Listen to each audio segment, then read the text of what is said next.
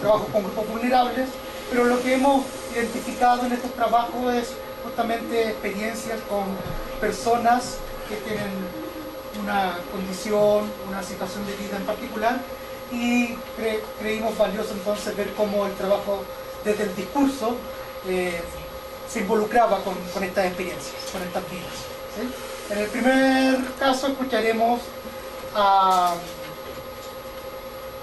Luis Enrique Peñuelas Carrillo, de la Universidad Autónoma de la Ciudad de México, con el trabajo Emoción, Poder y Palabra en la cárcel de la Ciudad de México, Reclusorio Preventivo Varonil Norte, Penal de Barrientos y Penitenciaría de Santa Marta, Acatitla.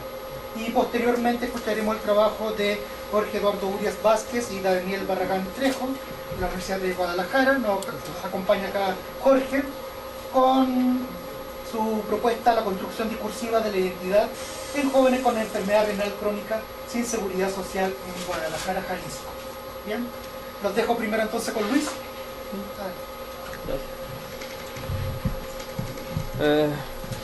Bueno, estos son... primero es una investigación que realicé a nivel maestría, pero en otro campo, en el campo del diseño. Yo egresé de diseño de la comunicación gráfica como licenciado. La maestría la hice en Ciencias y Artes para el Diseño y estoy estudiando a la par Ciencias Sociales, Sociología, Antropología Social en la UACM.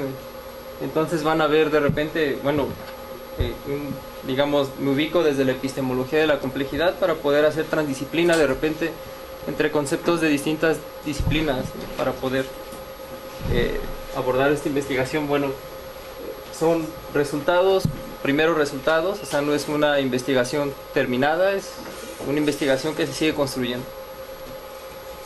Vamos a pasar a la siguiente.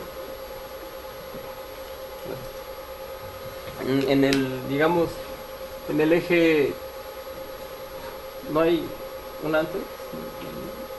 Gracias. Me voy a colocar, digamos, en el eje teórico, desde la sociología de la emoción y en la psicología social discursiva, particularmente con el concepto de emoción estructural en la sociología de la emoción y en la psicología social discursiva, el repertorio interpretativo. Esto lo iré profundizando. En la metodología utilicé la entrevista profunda de la psicología social subjetivista y también el análisis de la conversación desde la lingüística aplicada. En la sociología digamos, en el eje teórico,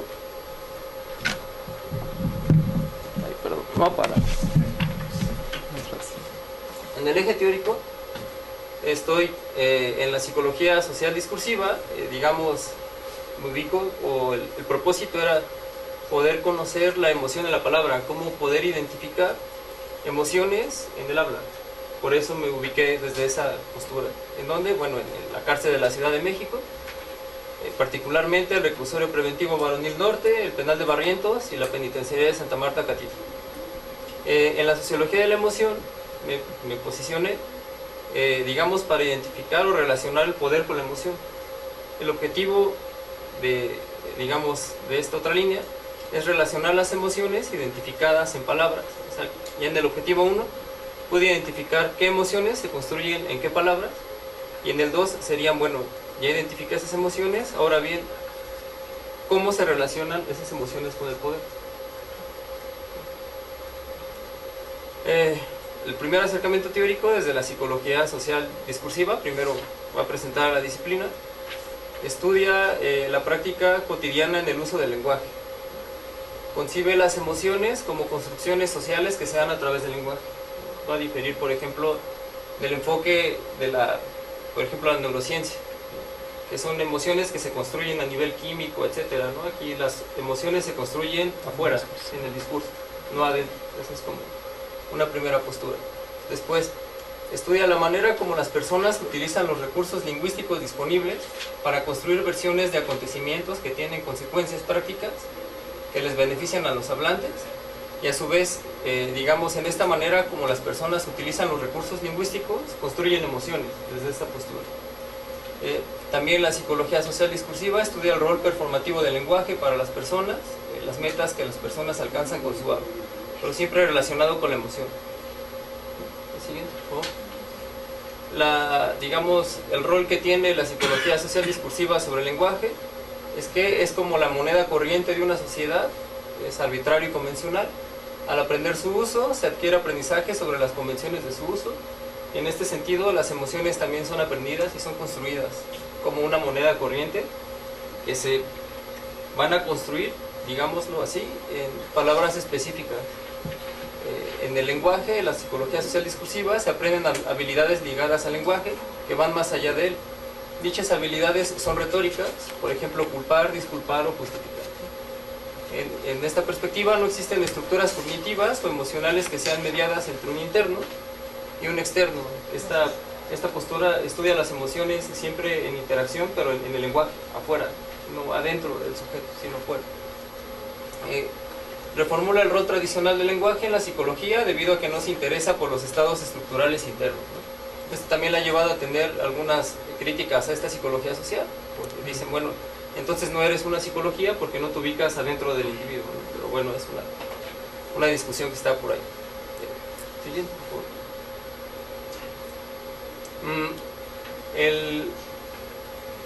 Una antes, por favor. Una antes. Gracias. El concepto que tomo de la psicología social discursiva es el repertorio interpretativo. A grandes rasgos, es un acervo retórico adquirido con el aprendizaje continuo del lenguaje. Son extensos y discernibles conjuntos de términos, descripciones y figuras de habla, a menudo organizada alrededor de metáforas e imágenes vívidas, versiones fácticas y acciones performativas particulares. Es un recurso social compartido, una caja de herramientas de dispositivos e imágenes que un sujeto dentro de un grupo social puede usar para diseñar relatos en función de la situación en curso. En este diseño de relatos, digamos, el sujeto o los actores que usan el lenguaje construyen emociones a partir del lenguaje, digamos. Su uso funciona solamente mientras los miembros del grupo social acuerden implícitamente usarlos de acuerdo a las reglas del juego. O sea, se van a construir emociones de acuerdo a palabras dentro de un contexto que siguen ciertas reglas, por decirlo así. Ahora bien, los dispositivos, los repertorios interpretativos, que era lo de la lámina anterior, se pueden encontrar con algo que van a llamar Edwards y Potter, los autores principales de la psicología discursiva, dispositivos epistémicos. Distingue 5. El primero se llama categoría sin título. ¿Puedo pasar a la siguiente? El segundo, inoculación. El tercero, corroboración y consenso. La voz activa y la descripción vívida. A grandes rasgos les describo para poder pasar. Por ejemplo, la categoría sin título, cuando se obtiene una descripción de habla, digamos que el análisis en la conversación se va a centrar en ver cuando el interlocutor o el entrevistado, ya lo veremos más adelante, cómo cambia de tema. Entonces, cuando cambia de tema en una descripción, ahí se construye emoción, dice en este dispositivo epistémico, ¿no? El habla se construye como va viniendo, en una categoría creíble o conocimiento en un camino relevante al tema. O sea, se va construyendo un camino en el tema, pero cuando el entrevistado decide cambiar de tema, se construye una emoción. El segundo dispositivo es inoculación, y aquí, por ejemplo, se construye emoción cuando se argumenta un posible alguien que está en una postura opuesta.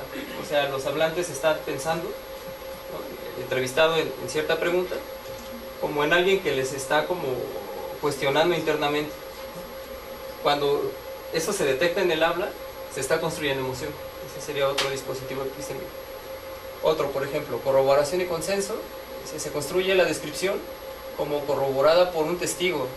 Eso también en el lenguaje, cuando se le pregunta, no sé, ahorita lo vemos más adelante, alguna palabra detona como alguna narración dada por un testigo, ahí también hay una emoción construida. La voz activa, se usan anotaciones y reportes de pensamientos que representan visiones e impresiones de otros, corroborando lo vivido o lo inesperado, ¿no? de repente los entrevistados reportan, sí, pensamientos, ¿no?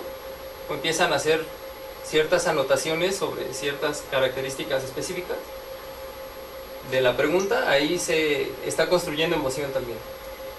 Y por último, la descripción vívida. Se hace la descripción con un detalle vivido, observaciones cuidadosas y pensamientos que en ellos mismos no serían sorpresa.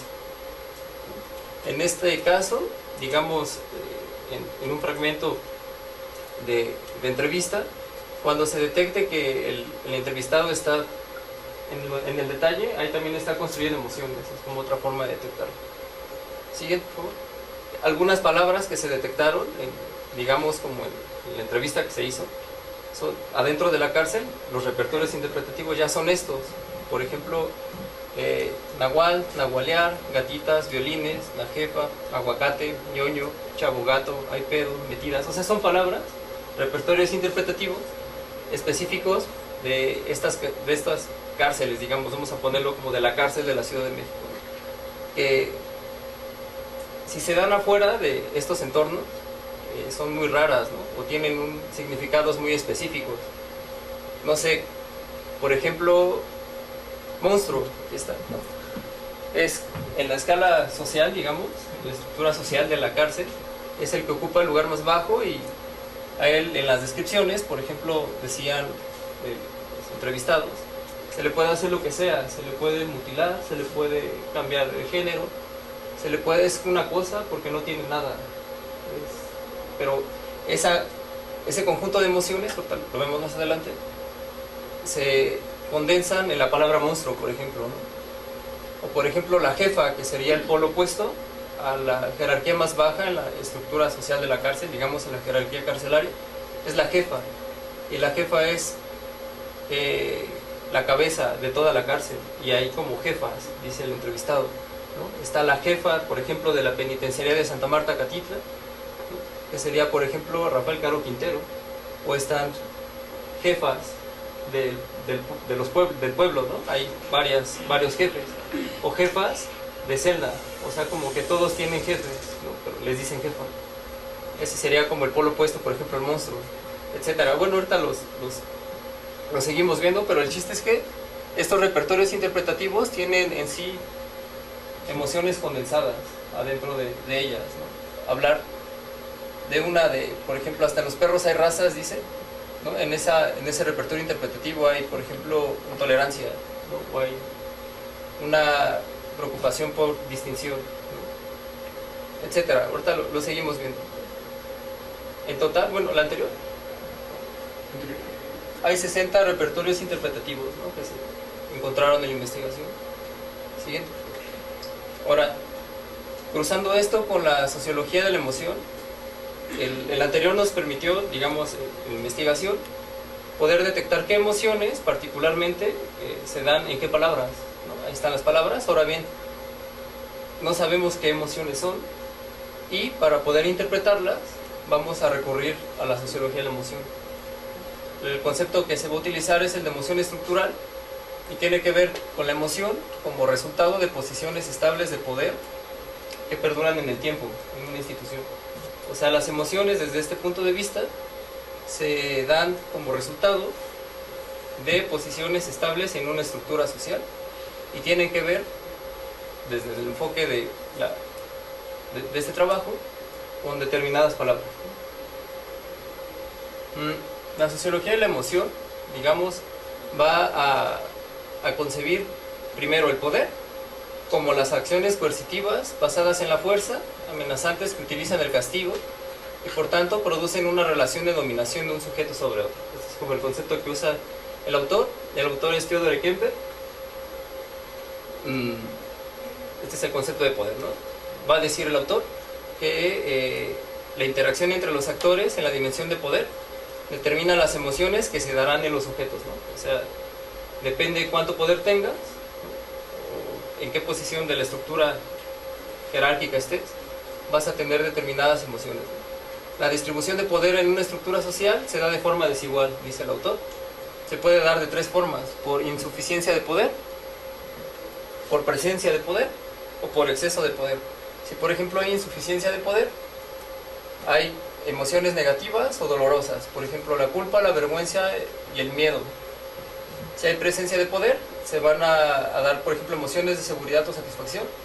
Y si hay exceso de poder, puede ser ira o vergüenza, ¿no? Por ejemplo. A su vez, cada distribución de poder, ¿no? Insuficiencia, presencia o exceso, pueden ser introyectado o extroyectado. Esto ahorita lo explicamos. Algunas definiciones de emociones desde esta perspectiva. Por ejemplo, la culpa se produce cuando se ejerce en exceso el poder. Deriva de la transgresión de los estándares morales e implica una dolorosa autoevaluación negativa de sí mismo, de quien ejerce el poder. La culpa suele estar acompañada de remordimiento. La expiación de la culpa y la reducción de la tensión generada por ella se logra mediante el castigo, el cual es un contrapoder al abuso de poder que se generó con anterioridad. Es decir, en ciertas palabras de los repertorios interpretativos hay situaciones, o digamos las palabras en la descripción de la entrevista que se hizo, van a referir a cierto abuso o como a cierto castigo. Por ejemplo, hay una palabra que se llama, un repertorio interpretativo que se llama ea ea. Ese es un grito que en la penitenciaría de Santa Marta Catitla dan los presos cuando se da un asesinato, cuando matan a un recluso, una persona en situación de reclusión. La penitenciaría se paraliza y está prohibido que alguien siga haciendo sus actividades o que hable. Entonces, en ese momento se grita ea ea, ¿no? Así, pero catárticamente. Y cuando se grita, todo se para. Y si alguien, dice el entrevistado, se atreviera a hablar o seguir o seguir con sus actividades, se les pueden dar desde, cito al entrevistado, ¿no? Desde una madriza hasta el corte de un dedo, ¿no? O sea, es una palabra que incluye castigo y una posición de poder, que incluye abuso de poder, en quien, por ejemplo, sigue hablando cuando se grita ea ea, ¿no? Y se da la culpa que tiene que ser expiada con un contrapoder, ¿no? El corte de un dedo con una madriza, tirarle los dientes, ¿no? Dice el entrevistado. Otro ejemplo, por ejemplo, la vergüenza está asociada al abuso de poder, aunque ella se da sin necesidad de un castigo como la culpa. Y solamente se da la vergüenza y no es necesario como la expiación, ¿no? Como la culpa, por ejemplo. Por ejemplo, la ira o la hostilidad sería un exceso de poder extroyectado. ¿A qué se refiere con introyectado y extroyectado? Cuando se siente, por ejemplo, ¿puedes darle anterior? Cuando se siente exceso de poder, o sea que supongamos que yo abuso de mi poder, ¿no? O sea, tengo un exceso y abuso de él. Hay como dos formas. La introyectada es que yo me siento avergonzado de mí mismo y lo vuelvo hacia mí, lo vuelvo hacia mí, ¿no? Ese sería introyectado y, por ejemplo, sería vergüenza, ¿no? Que no requiere un castigo. Yo mismo me avergüenzo y no requiere que alguien de afuera se dé cuenta, ¿no? Por ahí va. Y, por ejemplo, en el extroyectado, pues pasa así. Yo no vuelco la emoción hacia mí, sino hacia el exterior. Entonces, se da la emoción de forma diferente. Por ejemplo, el exceso de poder extroyectado, la manera extroyectada del abuso de poder es hacer que recaiga la responsabilidad sobre quien ejerció el poder excesivo, lo cual genera ira y hostilidad, los cuales justifican el abuso en una especie de megalomanía, superioridad del sí mismo que justifica cualquier acción ejercida sobre el otro. O sea, yo abuso del poder sobre otro y le echo la culpa a ese otro y despierto ira, por decirlo así. Esa sería como la forma extroyectada. Otro ejemplo, el miedo a ansiedad, sería ausencia de poder. ¿No? Dice el autor, se dispone de insuficiente poder frente al otro, lo cual genera la expectativa de que el otro puede ejercer su poder a voluntad. El resultado es la percepción del sujeto como vulnerable, lo cual evoca la emoción de miedo y ansiedad. No tener poder, digamos de forma permanente, va a hacer que se dé una situación de miedo como frecuente, ¿no? ¿Puedes dar la siguiente? Gracias. La ausencia de poder introyectado, por ejemplo, ¿cómo se da el miedo a ansiedad introyectado, ¿no? Dice, si la falta de poder es atribuida a incapacidades y deficiencias propias, el miedo se presenta de manera introyectada como amenaza de un destino inminente, expectativa de algo que acontecerá de forma terrible en el futuro, lo cual se acompaña de sensación de impotencia para impedir esos hechos. ¿Y cómo se da el miedo o ansiedad extroyectado? Dice, si la ausencia de poder se proyecta extroyectada, es decir, que responsabilice a otro por la voluntad e intención de doblegarle, con la finalidad de beneficiarse, se presentaría la emoción de miedo-ansiedad en forma de ira, enfado y hostilidad, en un esfuerzo de destruir el poder del otro, o bien las bases del poder del otro. Bueno, por ahí va la teoría, ahorita lo seguimos relacionando ya los resultados. La metodología, a grandes rasgos, se utilizó la psicología social subjetivista, ¿no? La epistemología es la metodología cualitativa. A grandes rasgos no busco un número representativo de encuestas, ¿no? Más bien son pocas entrevistas a profundidad que den densidad para poder interpretar los resultados. Es un procedimiento metodológicamente válido para acceder al estudio de procesos que exceden la especificidad de las personas entrevistadas, ¿no? Es una entrevista usada para reconstruir la interacción institucional adentro del sujeto, digamos así. Permite conocer una lectura de lo social a través de la reconstrucción del lenguaje. Técnicamente utilicé la entrevista no estructurada y la entrevista profunda. La no estructurada es para casos donde es difícil comunicar o transmitir información de forma verbal. O sea, no se puede preguntar de forma directa a los sujetos, ¿no?, entrevistados. Hay que como buscar pautas para irles como para que vayan como haciendo, para hacer rapport, pues. Entonces, ¿qué hice o cuál fue el procedimiento? Que en una primera entrevista saqué primeras palabras, un acercamiento a las primeras palabras de la cárcel, y esas palabras las utilicé en una segunda entrevista y ya podía yo preguntar, bueno, ¿y a qué se refiere la palabra EAEA?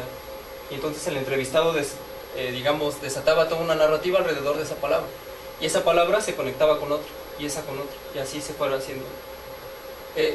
¿Y por qué entrevista profunda? Porque el sujeto es explorado en un asunto concreto, es decir, el reportero interpretativo, que esté directamente relacionado con él, y se le brindarán estímulos para que exprese con libertad sus sentimientos y opiniones, ¿no? O sea, no solo es difícil porque son entrevistados con estigma, ¿no? O sea, estuvieron en la cárcel, o sea, va a ser difícil que hable, y por otro lado hay emociones implicadas, entonces eso se complicó más. Pero bueno, este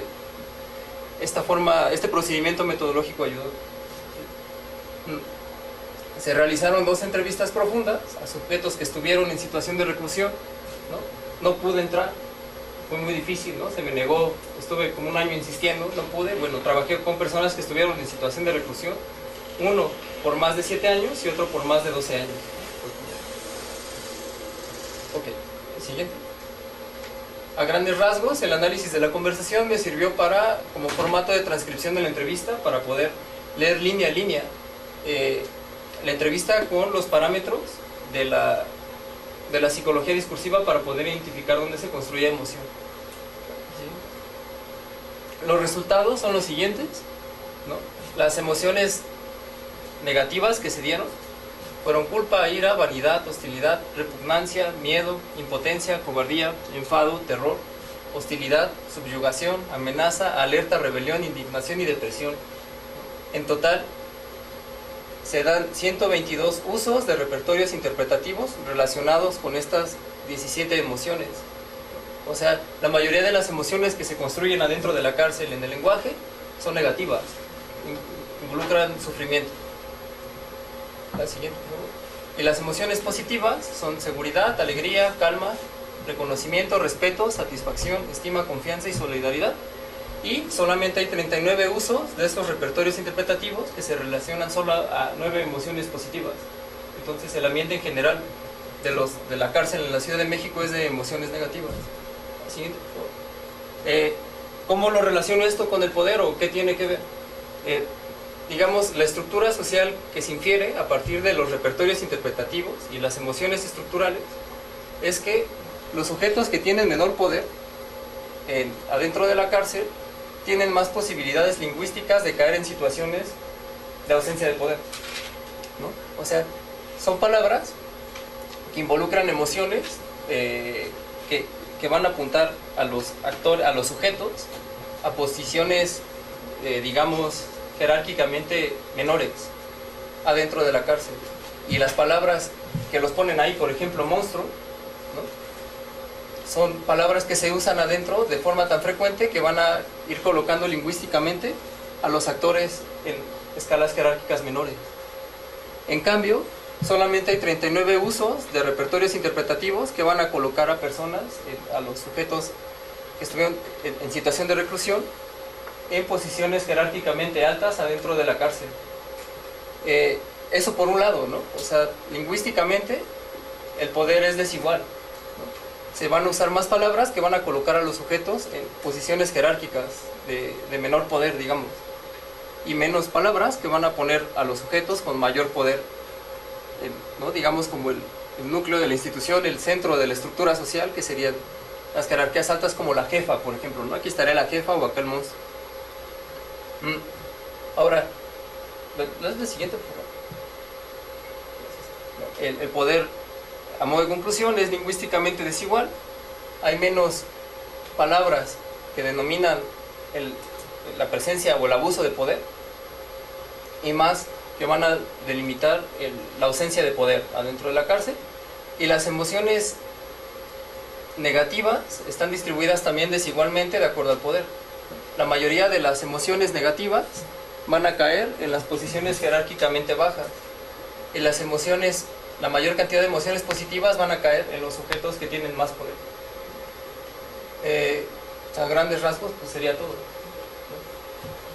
Muchas gracias.